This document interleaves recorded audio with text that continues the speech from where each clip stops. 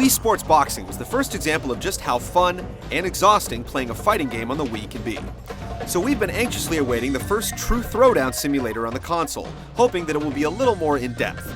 Mortal Kombat Armageddon serves as the litmus test, but is it sweet science or a dull dispute? It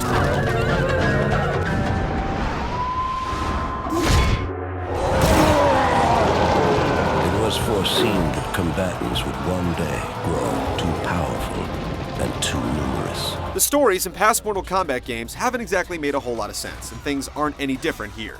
Apparently, there are too many combatants fighting at once, and the sheer violence threatens to rip the fabric of the realms apart. To save the realms from certain destruction, there will be one last tournament.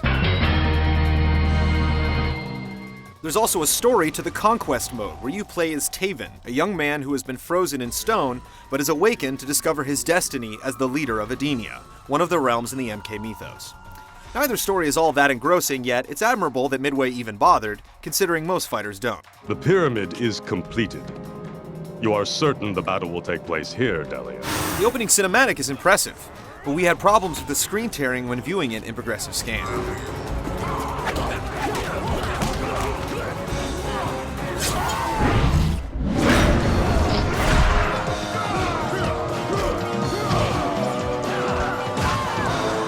Midway has included every single combatant in the history of the franchise, delivering a game with more content than any other fighting game in existence. Well, other than when Armageddon was released last year. Besides the central fighting game, it has a load of extra features. The Crypt has returned once again, allowing you to use coins earned in the various modes to purchase extra costumes, levels, sketches, songs, and videos. However, this time, there's no mystery involved in what you're about to buy. It tells you up front. Outstanding. There's also Motor Combat, a kart racing game featuring cartoonish versions of many of the combatants.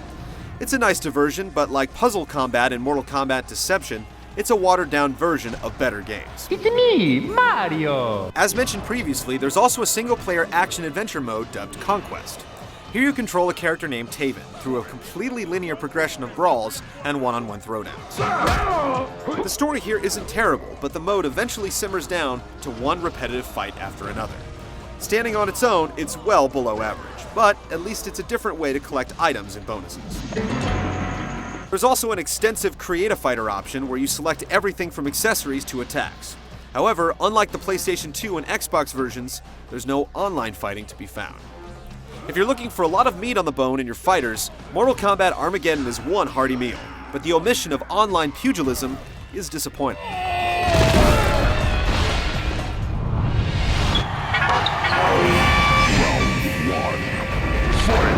Immediately upon hearing that Mortal Kombat was coming to the Wii, we envisioned tossing Scorpion's spear by using the thrusting motion, and then swinging the Wii remote upward for the finishing uppercut. That's not what you get here. Special moves are controlled with gestures, but not in the way where you can interact with other players in your living room. Instead, you'll be shoving the Wii remote from side to side or up and down to perform teleports and projectile attacks. It's the easy way out, and to make matters worse, they don't always register. For a game like Mortal Kombat, where split-second timing is everything, it's almost a deal-breaker. Sure, tossing spears and ripping the heads off foes could be tiring, but is there anything really wrong with that?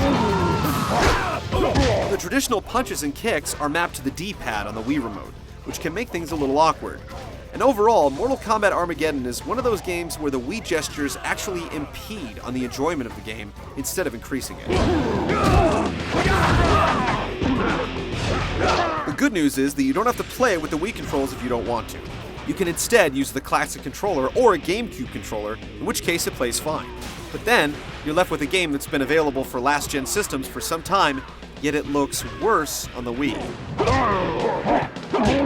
If you do play with an alternate controller or suffer through the Wii controls, you can look forward to the return of aerial combos and breakers, simplified fighting styles, and the same stiff memorization-focused combat that you've come to either love or hate.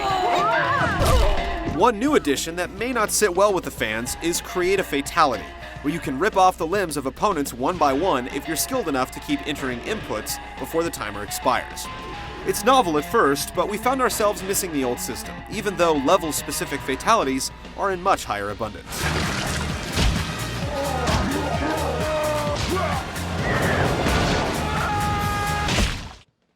It's a shame that Midway hasn't been a little more ambitious with the Wii controls, allowing us to live out our childhood fantasies by actually performing moves we've been doing for years with button inputs. Even so, there is a solid old-school fighting game here underneath all the frills.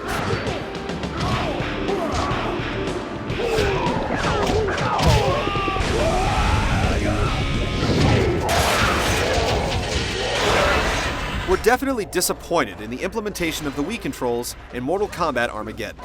It could be so much more than it is, and with the downgraded graphics and no online option, this is a lazy port. At the same time, there are more fighters, stages, and modes in here than you'll likely ever get around to messing with. And when using a GameCube or classic controller, it's a solid fighting game that fans of the series will get a lot of run out of.